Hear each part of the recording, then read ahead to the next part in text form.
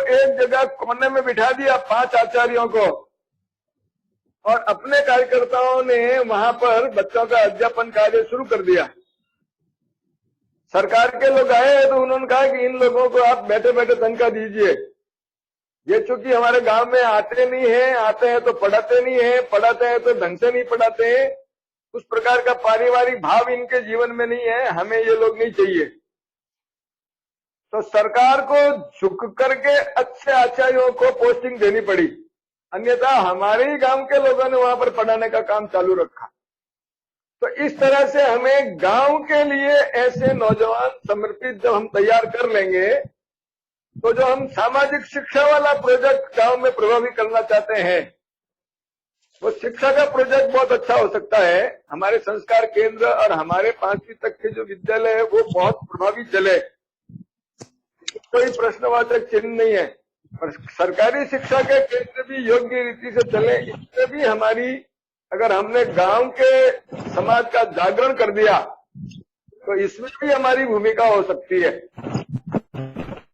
इसी क्रम में हमें सामाजिक स्वास्थ्य की दृष्टि से गांव को स्वच्छ रखेंगे, गांव को पर्यावरण से युक्त रखेंगे, वहां पर वृक्षारोपण करेंगे।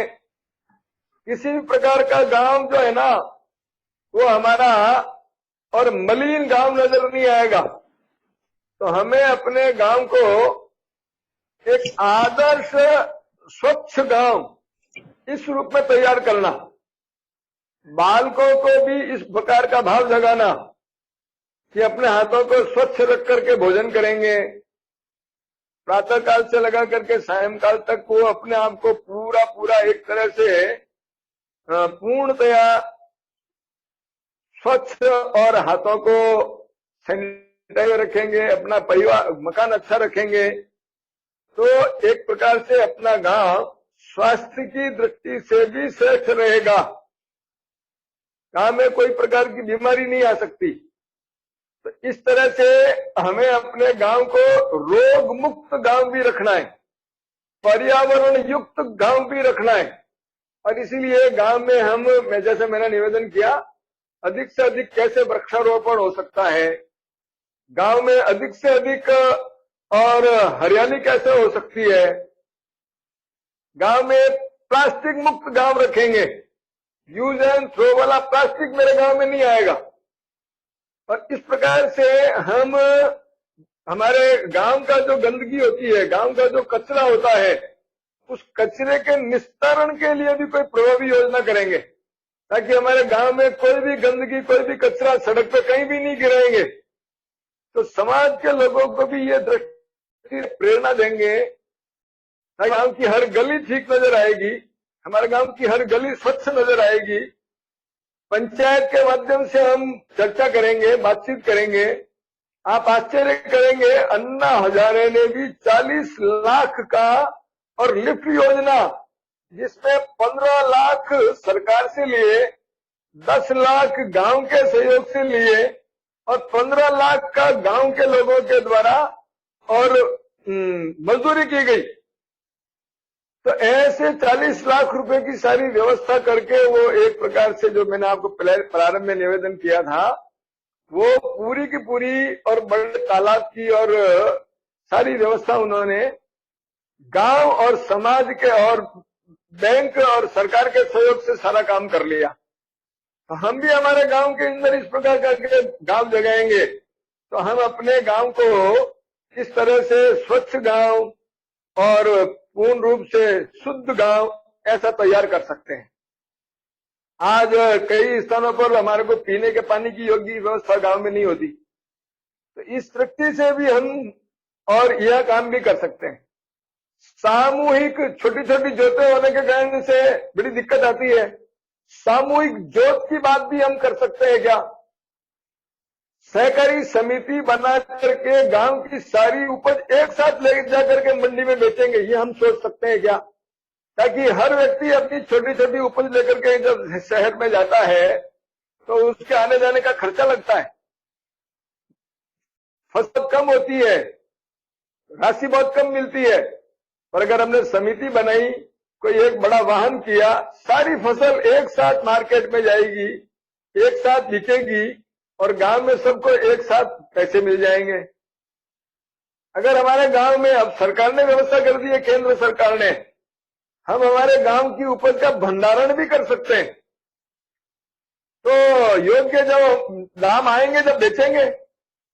तो इस तरह से गांव को हम समृद्ध गांव के रूप में कैसे खड़ा कर सकते हैं, ये हमारे मस्तिष्क में बहुत सारी योजनाएं अगर काम करेगी तो हम हमारे गांव को एक समृद्ध गांव के रूप में तैयार कर सकते हैं। मैं एक छोटा सा निवेदन और करना चाहूंगा। कुछ स्थानों पर, जैसे मैंने कहा ना, सामूहिक कृषि के परिणाम स्वरूप भी फसलें बहुत बड़ी मात्रा में मिली लोगों को। अकेला अकेला छोटी छोटी जोत के कारण से योग्य फसल नहीं ले पाता है, तो सामूहिक रूप से बीज खरीदना, सामूहिक रूप से खाद खरीदना, सामूहिक रूप से, और पेस्टिसाइड्स वो भी हमारे गांव में हम स्वयं निर्माण कर सकते हैं, जो हमारा क्लस्टर हेड है वहां पर तैयार कर सकते हैं। तो सब प्रकार से विभिन्न प्रकार की कॉस्टिंग, अगर अपना गांव नशा मुक्त है,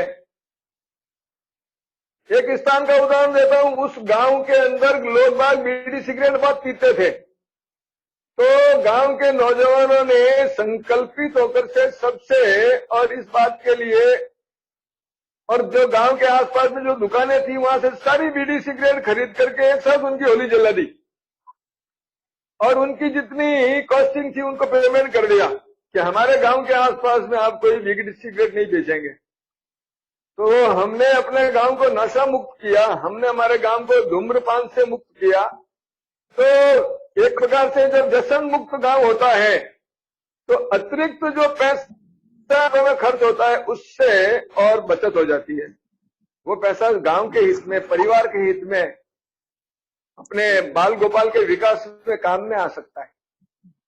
तो हम अपने गांव के विकास की दृष्टि से ऐसे बहुत सारा काम, और हम चूंकि जिला स्तर के और ऐसे प्रवासी कार्यकर्ता हैं, हम विचार कर सकते हैं हम अपने गांव के विकास के लिए हमारी भूमिका क्या है। हम इस प्रकार के सरकारी योजनाओं के जानकार व्यक्ति ढूंढे। भारतीय किसान संघ है, तो भारतीय किसान संघ के अंदर उन्नत कृषि करने वाले लोग हैं, जैविक कृषि की ट्रेनिंग देने वाले लोग हैं, उनसे संपर्क करके उनके व्यक्तियों को अपने गांव में बुलाकर उनके माध्यम से प्रशिक्षण की योजना हम कर सकते हैं क्या। हमारे गांव में जैसे मैंने कहा स्वरोजगार की दृष्टि से कुछ हो सकता है क्या। छोटे छोटे केंद्र पर हम लघु उद्योग स्थापित कर सकते हैं क्या। मैं नहीं जानता हूं, परंतु कोई एक प्रकार की जब फसल बड़ी मात्रा में गांव में होती है, आसपास के 4 गांवों की फसल एक साथ इकट्ठी की और वहीं पर कोई प्रोडक्शन सेंटर खड़ा कर सकते हैं क्या। वहीं पर कोई फैक्ट्री प्लांट लगाया, जैसे महाराष्ट्र में एक स्थान पर उन्होंने टोमेटो सॉस की फैक्ट्री लगा दी। सारा टमाटर एक जगह इकट्ठा होने लगा और वही टोमेटो सॉस की फैक्ट्री लगी और उसी टोमेटो सॉस से और पूरे हिंदुस्तान में उसकी, महाराष्ट्र में उसकी सप्लाई होने लग गई। तो जो टमाटर और 200-500 किलोमीटर दूर बिकने जाता था वो टमाटर गांव में ही बिकने लग गया, गांव में ही और प्लांट लग गया तो वही खरीदने लग गए। तो प्राइस भी पूरी मिलने लग गई और गांव के लोगों को वहां रोजगार भी मिल गया। ऐसी विभिन्न प्रकार की योजनाएं, जैसे मैंने कहा ना, हमारा जो 6 बातें हैं, शिक्षा है, स्वास्थ्य है, स्वावलंबन है, शिक्षा की दृष्टि से जागरूकता खड़ी करी, स्वास्थ्य की दृष्टि से जागरूकता खड़ी की, स्वावलंबन का भाव जगाया, स्वरोजगार के प्रोजेक्ट खड़े किए और उस प्रकार के और कौशल विकास के केंद्र हमने तैयार किए, जैविक कृषि की दृष्टि से ये काम किया, महिलाओं में सेल्फ हेल्प ग्रुप, स्वयं सहायता समूह तैयार किए। तो हमारा गांव एक प्रकार से शिक्षा, स्वास्थ्य, स्वावलंबन की दृष्टि से ठीक हो सकता है। आप आश्चर्य करेंगे, मैं स्वयं अनेक स्थानों में प्रचारक रहा तो हमने ही अपने ही कार्यकर्ताओं को ये भाव जगाया नहीं, पहले से ही स्वयं से होता है तो रहता है। हमने कहा भाई हम और आज उसके यहाँ चल के भोजन करेंगे, हरिजन बंधु के यहाँ चल के भोजन करेंगे, खटिक कार्यकर्ता के यहाँ चलेंगे। उन्होंने कहीं भोजन तय किया, हमने कहा नहीं आज वहां नहीं करेंगे, आज अपने उस कार्यकर्ता के यहाँ भोजन करेंगे। हम वहां गए तो गांव के 10 लोगों को मैसेज गया, संदेश गया कि भाई साहब तो भोजन करने के लिए वहां गए, हमने तो वहां तय किया था, वहां नहीं किया भोजन। तो लोगों को एक संदेश जाता है। हम धीरे धीरे अपने जीवन के माध्यम से क्या गांव में समरसता का भाव जगा सकते हैं क्या? पूरे गांव में कोई हरिजन है, कोई खटीक है, कोई भील है, कोई सुथार सुनार है, ये पता ही नहीं रहना चाहिए। हमें किसी भी प्रकार से